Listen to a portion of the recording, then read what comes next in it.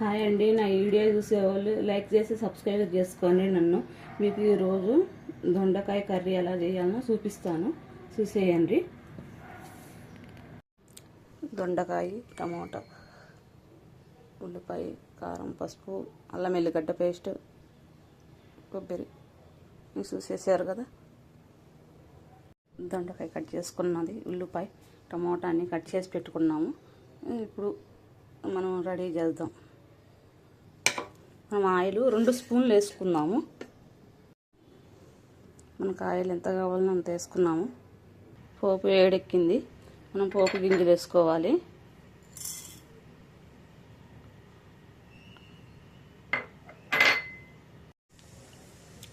ఉల్లిపాయ వేసుకోవాలి. ఉల్లిపాయ మగ్గటానికి చిటికుడు పసుపు వేసుకోవాలి, చిటికుడు ఉప్పు వేసుకోవాలి. తొందరగా మగ్గుద్ది.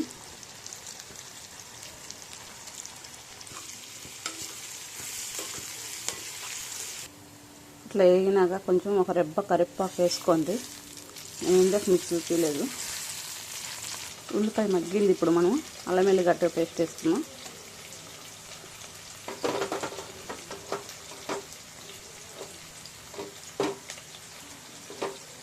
ఇది పచ్చి వాసన పోయేదాకా వేపుకోవాలి మనం. ఇట్లా పచ్చి వాసన పోయినాక అప్పుడు దొండకాయ ముక్కలు వేసుకున్నాం. దీంట్లో అల్లం ఎల్లిగడ్డ పేస్ట్ మంచిగా వేగింది. మనం దొండకాయ వేసేసుకోవాలి.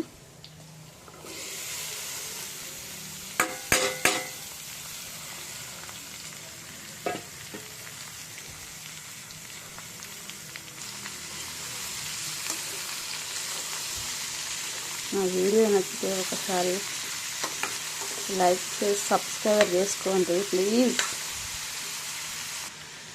నా వీడియోని మీరే ముందుకు తీసుకెళ్ళాలి. దొండకాయ మధ్యలో కలబెట్టుకుంటున్నాండి మగ్గేదాకా. దొండకాయ మగ్గిపోయింది. మనం ఇప్పుడు టమోటా వేసుకున్నాము.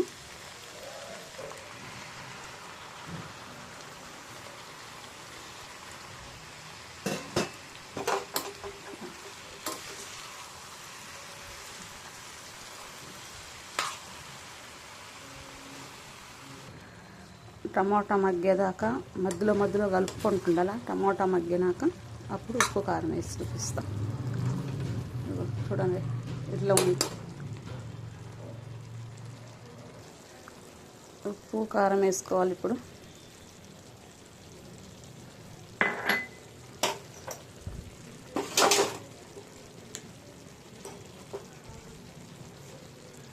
గరం మసాలా వేసుకోవాలి.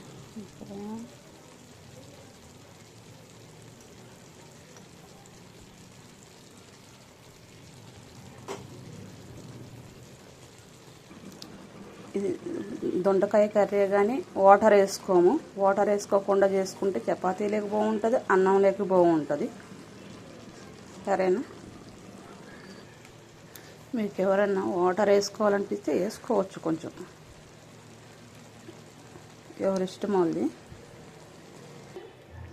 వాటర్ నేను వేసుకున్నాను, వాటర్ గ్రేవీ కావాలని. చూడండి, మీకు ఎంత కావాలో అన్నీ వేసుకోవచ్చు. వాటరు మసాలా వేసుకుంటున్నాం కాబట్టి టేస్ట్ వేరే వస్తుంది, మంచిగా వస్తుంది టేస్ట్. వాటర్ వేసుకోండి. మీరు ఉప్పు ఎంత మీకు తగినంత ఉప్పు వేసుకోండి, టేస్ట్ తగ్గట్టు టేస్ట్ చూసుకోండి.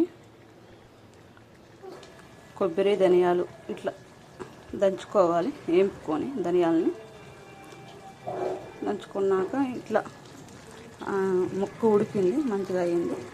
ఇప్పుడు వేసుకోవాలి. వేసుకున్నాక 10 నిమిషాలు, ఒక 5 నిమిషాలు ఉంచేసుకోవాలి. లాస్ట్ ఫినిషింగ్ ఇలానే ఉంటుందండి. మీకు కొత్తిమీర ఉంటే కొత్తిమీర వేసుకోవచ్చు, సూపర్గా ఉంటుంది. ఒకసారి ట్రై చేయండి, నేను చెప్పిన విధంగా బాగుంటుంది.